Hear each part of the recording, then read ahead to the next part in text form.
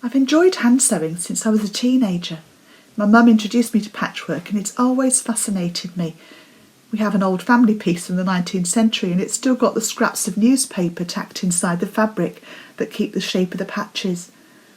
I suppose I loved the idea of creating something out of leftovers, things that are no longer useful in their original purpose, but they can be reused and made beautiful as something else.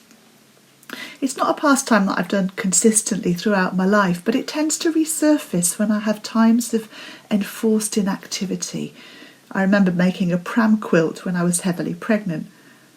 Of course, during the COVID pandemic, it's come into its own again to fill the long weeks of lockdown. I've also had periods of anxiety and depression since my teens, so that's 40 years now. But I've got better at managing it and my life now is mostly full and very happy. Mindfulness has helped a lot, learning to accept what's happening and experience the present moment fully. For me, creating patchwork is a mindful activity that I can become completely absorbed in. In times of stress or challenge, when I'm feeling especially vulnerable or fragile, it can really help to get me through the bad days. I never use sewing machines to make my patchwork. I don't really like them, to be honest. Every stitch is done by hand and each piece will have thousands of them. I love to give them as gifts.